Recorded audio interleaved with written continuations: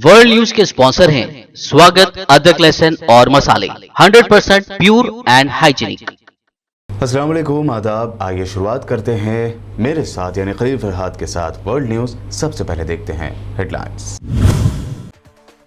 Omicron को लेकर south African countries पर लगाई जा रही सफरी पाबंदियों की यूएन ने की मजम्मत। एंटोनियो गुटेरेस ने कहा, वायरस नहीं देखता सरहदें, सफरी पाबंदियां लगाना गैर मुनसिफाना। सऊदी अरब और यूएई के बाद अमेरिका में मिला ओमिक्रॉन का पहला केस। साउथ अफ्रीका से 22 नवंबर को अमेरिका आने वाले शख्स में पाया गया था कोरोना से मुतासरा, हालांकि वैक्सीन का कोर्स कर चुका था वो मुकम्मल। WHO ने तमाम हाई रिस्क मरीजों और ज़ईफ़ अफराद से की अपील। कहा, डायबिटीज़ और दिगर तिब्बी पेचीदगियों के मरीज, वो वैक्सीन ना लगवाने वाले और ज़ईफ़ अफराद सफ़र से करें परहेज।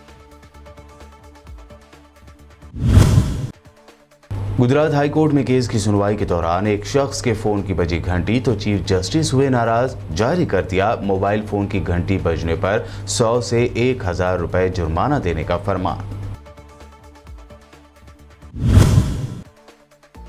मुंबई दौरे के आखिरी दिन ममता बनर्जी ने इशारों में कांग्रेस पर की जमकर तनकीद। कहा, ना अब यूपीए है और ना ही यूपीए का कोई लीडर, बीजेपी के खिलाफ ऑप्शन होना चाहिए मजबूत।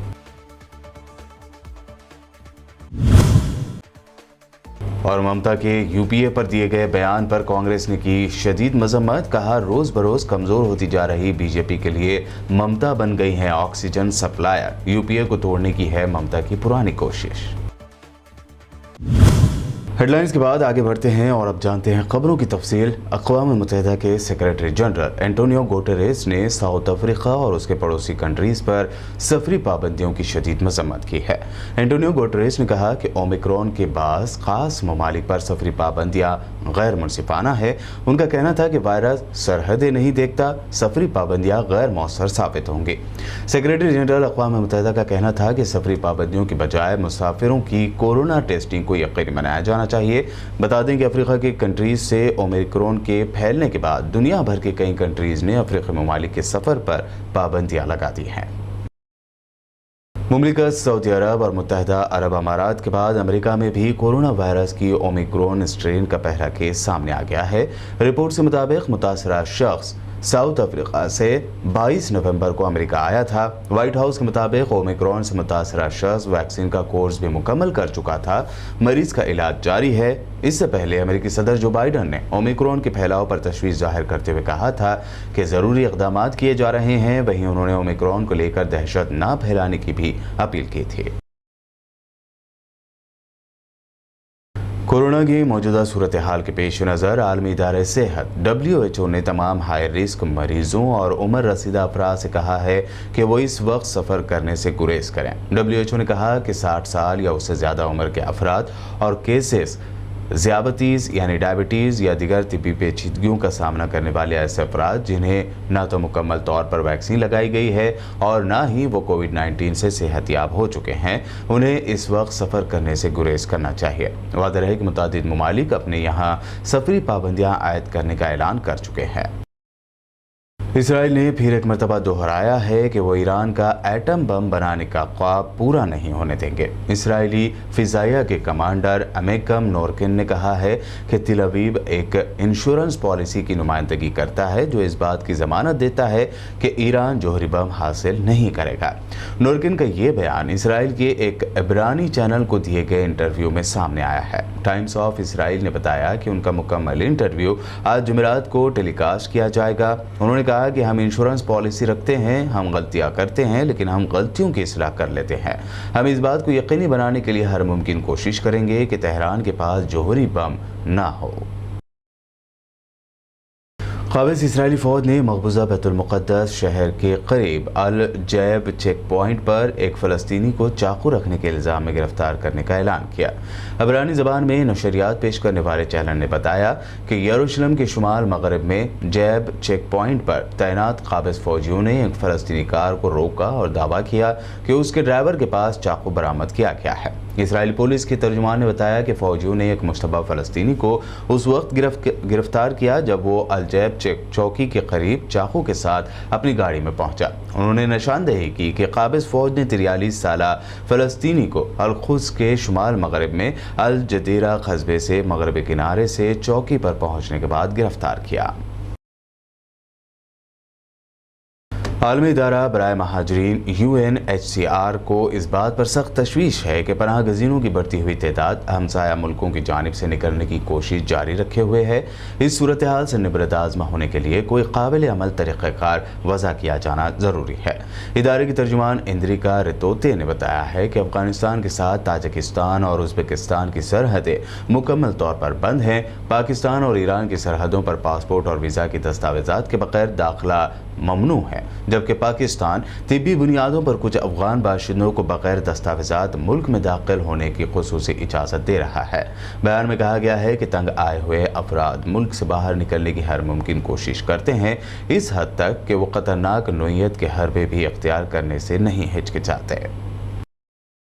अफगानिस्तान में बरसर इख्तिदार तालिबान और ईरान की फोर्सेस में झड़पें होने की खबर सामने आई है, जिसकी तस्दीक फरीक़ैन ने भी कर दी है।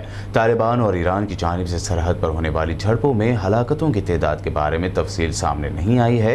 झड़पों के हवाले से बुध और जुमेरात की दरमियानी शब जारी होने वाले तालिबान तर्जुमान ज़बीहुल्लाह मुजाहिद के बयान में कहा गया है कि मुकामी सतह पर पैदा होने वाली गलतफहमी की वजह से सूबे निमरोज़ की सरहद पर झड़प हुई थी। ज़बीहुल्लाह मुजाहिद का कहना था कि दोनों जानिब की मफाहिमत से अब सूरत हाल मुकम्मल तौर पर कंट्रोल में है। उन्होंने कहा कि तालिबान की आला क़यादत ने आइंदा इस तरह की सूरत हाल से बचने के लिए खुसूसी हिदायत भी जारी कर दी हैं। तालिबान के तर्जुमान ने यह वाज़ेह नहीं किया कि सरहद पर तैनात एहलकारों को क्या हिदायत जारी की गई है। इराक़ की कौमी सलामती के मुशीर ने कहा है कि हुकूमत की कोशिश है कि अमेरिका समेत दीगर गैर मुल्की फ़ौजी इस साल के आखिर तक इराक़ से निकल जाएं। रिपोर्ट के मुताबिक इराक़ की कौमी सलामती के मुशीर कासिम अल-एराजी ने इराक़ में तैनात नेटो के फ़ौजी कमांडर माइकल एंकर और उनके वफ़द से बाहमी तामुन और नेटो की जानिब से इराक़ी फ़ौज की हिमायत पर तबादला ख्याल किया।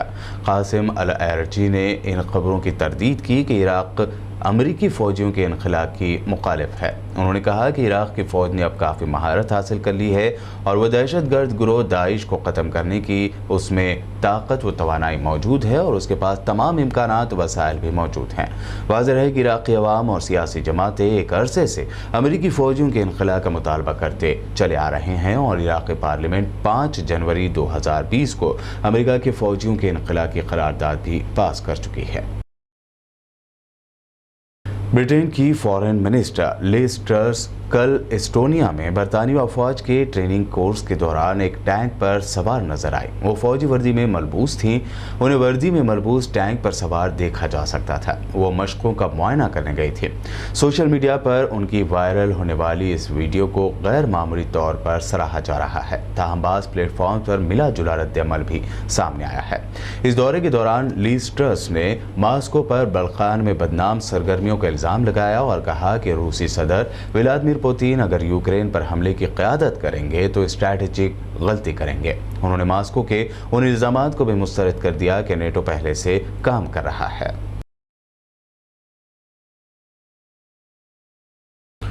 दुनिया भर में तिजारती सामान के ट्रांसपोर्टेशन में तातुल और आलमी सतह पर होने वाली महंगाई के दौरान तेल अवीव को दुनिया का सबसे महंगा शहर करार दे दिया गया है। इकोनॉमिस्ट इंटेलिजेंस यूनिट यानी EIU के सालाना सर्वे में इस साल तेल अवीव दुनिया के सबसे महंगे शहरों में पेरिस को पीछे छोड़ता हुआ गुज़िश्ता साल के सर्वे में 5वें नंबर से इस साल पहले नंबर पर आ गया है। पेरिस और सिंगापुर इस फहरिस्त में दूसरे नंबर पर हैं। खाना जंगी से मुतासरा मुल्क शाम का दारुल हुकूमत दमिश्क इस फहरिस्त में बदस्तूर दुनिया का सबसे सस्ता शहर होने की वजह से आखिरी नंबर पर बरकरार है। इस सर्वे में दुनिया के 173 मुल्कों में रोज़मर्रा की अशिया की कीमतों और सहूलियात पर होने वाले अखराजात का डॉलर में तखमीना लगाकर उनका मवाजना किया जाता है। वर्ल्ड न्यूज़ में फिलहाल वक्त हुआ है एक शॉर्ट ब्रेक का। जल्द लौटेंगे और देखेंगे अहम नेशनल न्यूज़।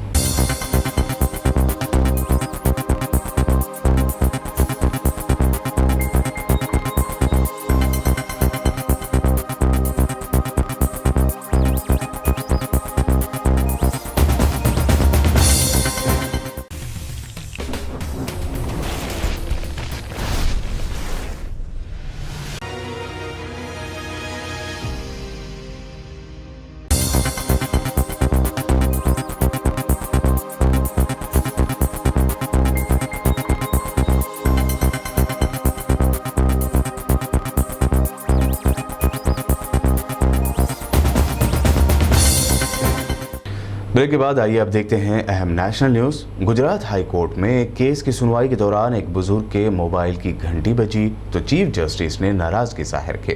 उन्होंने कहा कि आने वाले हर किसी को अदालत के डेकोरम पर अमल करना होगा। उसके बाद गुजरात हाई कोर्ट ने मोबाइल फोन की घंटी बजने पर उसके लिए जुर्माना देने का फरमान जारी किया। ये जुर्माना इस तरह है कि पहली बार घंटी बजी तो 100 रुपये का जुर्माना, दूसरी बार बजती है तो 500 रुपये, जबकि तीसरी रिंग होती है तो 1000 रुपये का जुर्माना देना होगा। यही नहीं, तीनों ही गलतियों पर शाम 5 बजे या जब तक अदालत नहीं बंद होती तब तक मोबाइल फोन को अदालत में जमा करवाना होगा। मुंबई के 2 दिनों के दौरे पर मौजूद बंगाल की सीएम ममता बनर्जी ने कहा कि बीजेपी के खिलाफ कौमी मुतबादिल यानी नेशनल ऑप्शन बन सकता है जब पार्टियां लड़ने को तैयार हों। ऑप्शन मजबूत होना चाहिए, यह अकेले नहीं किया जा सकता। ममता ने कांग्रेस का नाम लिए बगैर कहा कि कोई लड़ नहीं सकता तो हम क्या करें, हम चाहते हैं कि सभी पार्टियां लड़े। ममता ने यह भी कहा कि अब यूपीए नहीं है और इसलिए सवाल ही नहीं उठता कि यूपीए का लीडर कौन होगा। बता दें कि अभी यूपीए की चेयरपर्सन सोनिया गांधी है। इस दरमियान कांग्रेस लीडर अधीर रंजन चौधरी ने ममता बनर्जी पर तनकीदी हमला करते हुए पूछा कि क्या ममता बनर्जी नहीं जानती कि यूपीए क्या है। मुझे लगता है कि उन्होंने पागलपन शुरू कर दिया है। उन्हें लगता है कि पूरे मुल्क ने ममता ममता चिल्लाना शुरू कर दिया, लेकिन भारत का मतलब सिर्फ बंगाल नहीं, बंगाल का अकेले का मतलब भारत नहीं है। अधीर रंजन चौधरी ने कहा कि ये ममता की यूपीए तोड़ने की पुरानी साजिश है। अब उन्होंने एक बार फिर से शुरू कर दिया है क्योंकि मोदी जी उनके पीछे खड़े हैं, इसलिए वो कांग्रेस को कमजोर करने की सभी कोशिशें कर रही हैं।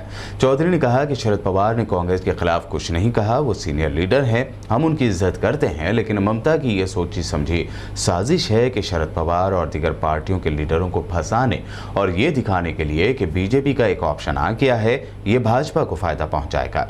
उन्होंने कहा कि रोज बरोज बीजेपी की हालत खराब होती जा रही है, लेकिन ममता ने बीजेपी को ऑक्सीजन देने का फैसला किया है। वो बीजेपी के लिए ऑक्सीजन सप्लायर बन गई है। मोदी सरकार की मदरसा तजदीद प्लान के तहत यूपी में 50,000 असातिज़ा को अब तक तनख्वाह नहीं मिली है। इस बात का दावा एमआईएम सुप्रीमो असदुद्दीन ओवैसी ने पार्लियामेंट में किया। उन्होंने पूछा कि हुकूमत ने 5 सालों में यूपी को कितना पैसा दिया और इस साल कितना देगी। हमारे मंत्री से पूछना चाह रहा हूँ कि ये स्कीम में मदरसा मॉडर्नाइजेशन स्कीम में इन्होंने कहा कि 520 करोड़ रुपए दिए यूपी में। सर, यूपी में आपने अब तक 5 साल में कितने पैसे दिए और इस साल का देने का कितना पैसा देंगे वो मदरसा मॉडल स्कीम के साथ? 50,000 टीचरों को तनख्वाह नहीं मिली। मंत्री जी जवाब दीजिए इसका।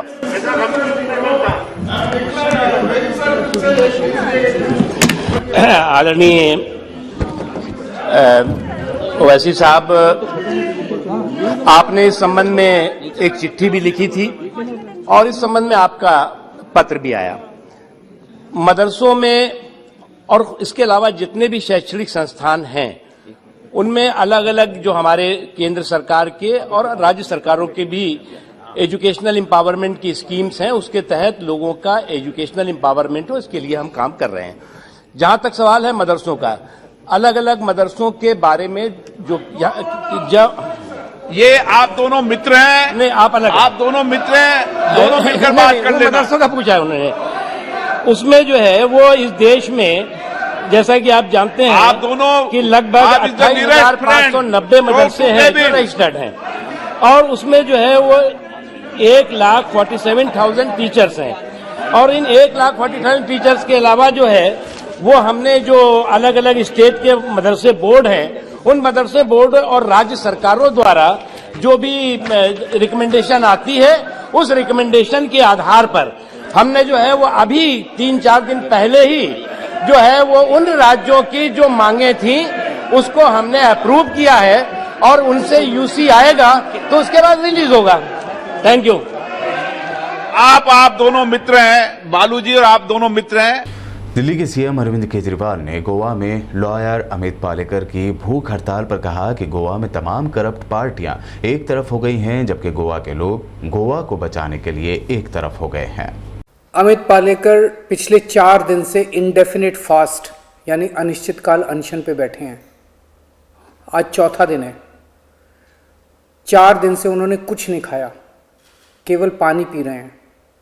गोवा के लोगों के लिए उन्होंने अपनी जान दांव पे लगा दी है।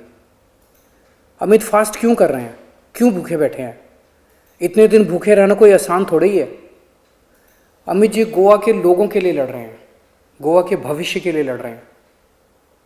आज गोवा में एक बहुत बड़ा इशू चल रहा है जिसमें गोवा के सारे लोग एक तरफ हैं और गोवा की सारी करप्ट पार्टियां एक तरफ हैं। बीजेपी, कांग्रेस, गोवा फॉरवर्ड, इन सब ने मिलके गोवा को बेच दिया। सालों से गोवा के लोग देख रहे हैं कि गोवा के पॉलिटिशियंस ने ऐसे ही गड़बड़ घोटाले करके पैसे कमाए हैं और अपनी जेब भरी है।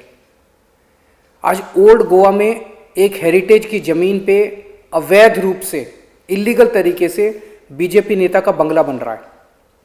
एक पार्टी का नेता कहता है उस पार्टी के नेता ने ये किया और उस पार्टी वाला कहता है कि दूसरी पार्टी वाले ने ये किया। सच्चाई ये है कि ये सब पार्टी के नेता मिलके गोवा को बेच रहे हैं। अमित पालेकर ने इसके खिलाफ आवाज उठाई है। इन पार्टियों की इस लूट के खिलाफ अमित पालेकर ने आमरण अनशन शुरू किया है। अमित का कहना है कि जब तक इस अवैध बंगले को तोड़ा नहीं जाता तब तक वो अनशन पर रहेंगे। मुझे गर्व है कि आम आदमी पार्टी का एक लीडर गोवा के लिए अपनी जान की परवाह किए बिना लड़ रहा है। आम आदमी पार्टी का एक एक कार्यकर्ता के लिए गर्व की बात है। आखिर अमित जैसे एक आम गोवन को ये सब करने की क्या जरूरत थी? अमित एक सक्सेसफुल एडवोकेट हैं, किसी चीज की कमी नहीं है, घर है, परिवार है, सब कुछ है। चाहते तो वो भी आराम की जिंदगी जी सकते थे, लेकिन वो फिर भी आगे आकर इस करप्ट सिस्टम से लड़ रहे हैं। आप सबके लिए लड़ रहे हैं, वो गोवा के लिए लड़ रहे हैं। दिल्ली की जंतर मंतर पर मुल्क भर से आए हुए बैंक मुलाजमीन ने नेशनल बैंकों के प्राइवेटाइजेशन के खिलाफ बैंक बचाओ देश बचाओ रैली मुनक्किद की थी। कन्हैया कुमार ने मरकज की मोदी सरकार पर जमकर तनकीद करते हुए ट्वीट में लिखा कि अब की बार इस धोखेबाज सरकार की मंशा बिल्कुल वाज़ेह है। उन्होंने तय कर लिया है कि ना रहेगा बांस, ना बजेगी बांसुरी, ना रहेगा रेलवे, ना देनी पड़ेगी सरकारी नौकरी। भी मेरा है, मेरी संपत्ति है। अगर हम SBI में जमा करते हैं, सार्वजनिक बैंकों में जमा करते हैं तो उसकी गारंटी है, वो कहीं नहीं जाएगा। लेकिन देखिए कि आज बैंकों के साथ क्या किया गया है। पहले कहते हैं जनधन खाता खुलवा लीजिए, जब खाता खुलवा लीजिएगा तो कहेंगे कि बैंकिंग सिस्टम से कोई भी इंसान बाहर नहीं रहना चाहिए, सबको बैंकिंग सिस्टम में आ जाना चाहिए। और बैंक की व्यवस्था ऐसी बना दी कि 5 बार से ज्यादा अगर ATM यूज कीजिएगा तो फाइन लगेगा, नया पासबुक लीजिएगा तो पैसा लगेगा, नया चेकबुक लीजिएगा तो पैसा लगेगा। हमको तो लगता है कि किसी दिन बैंक के आगे से गुजर गए, CCTV कैमरा में मुंह आ गया तो उसका मुंह दिखाई का भी 50 रुपया वसूल लिया जाएगा। आम लोगों से आप पैसे की वसूली करते हैं और वो जो पैसा है अपने दोस्तों के ऊपर दोनों हाथ से लुटाते हैं। फिर कहते हैं कि NPA हो गया है। अरे साहब, बैंक तो बाद में NPA हुआ है, पूरी की पूरी सरकार NPA होकर के बैठी हुई है। आप कहते हैं कि NPA हो गया है इसीलिए बैंक बेच दीजिए, तो मैं कहता हूं प्रधानमंत्री सबसे बड़ा NPA का एस्टेट है और इसको बेचने की जरूरत नहीं है। ये अंबानी और अदानी के हाथ में बिका हुआ है। ये बात मैं इसलिए कह रहा हूं कि इस देश के भीतर जो आपने नारा दिया है बैंक बचाओ देश बचाओ, उसका सीधा मतलब यह है कि आप रिपब्लिक बचाना चाहते हैं। मेरी बात का गलत अर्थ मत निकालिएगा। ऐसा नहीं है कि हम SBI के पक्ष में बोल रहे हैं तो हम ICICI के खिलाफ हैं, लेकिन मेरा अपना अनुभव यह है कि अगर एम्स नहीं होगा तो फोर्टिस में बेड नहीं मिलेगा, अगर सरकारी स्कूल नहीं होंगे तो निजी स्कूल उससे कंपटीशन नहीं करेगा, अगर सरकारी बैंक नहीं होगा तो मेरी इस बात को नोट करके रखिए। अभी जब जाते हैं ICICI में तो गार्ड सलाम ठोकता है ना, अगली बार अगर धक्का नहीं मारा तो फिर मुझे कह दीजिएगा।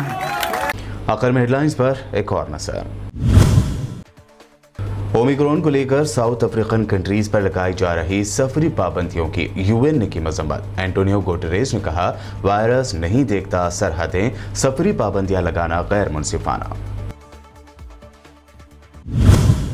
सऊदी अरब और यूएई के बाद अमेरिका में मिला ओमिक्रॉन का पहला केस। साउथ अफ्रीका से 22 नवंबर को अमेरिका आने वाले शख्स में पाया गया था कोरोना से मुतासरा, हालांकि वैक्सीन का कोर्स कर चुका था वो मुकम्मल। WHO ने तमाम हाई रिस्क मरीजों और ज़ईफ़ अफराद से की अपील। कहा, डायबिटीज़ और दिगर तिब्बी पेचीदगियों के मरीज, वो वैक्सीन ना लगवाने वाले और ज़ईफ़ अफराद सफ़र से करें परहेज। गुजरात हाई कोर्ट में केस की सुनवाई के दौरान एक शख्स के फोन की बजी घंटी तो चीफ जस्टिस हुए नाराज, जारी कर दिया मोबाइल फोन की घंटी बजने पर 100 से 1000 रुपए जुर्माना देने का फरमान। मुंबई दौरे के आखिरी दिन ममता बनर्जी ने इशारों में कांग्रेस पर की जमकर तनकीद। कहा, ना अब यूपीए है और ना ही यूपीए का कोई लीडर, बीजेपी के खिलाफ ऑप्शन होना चाहिए मजबूत।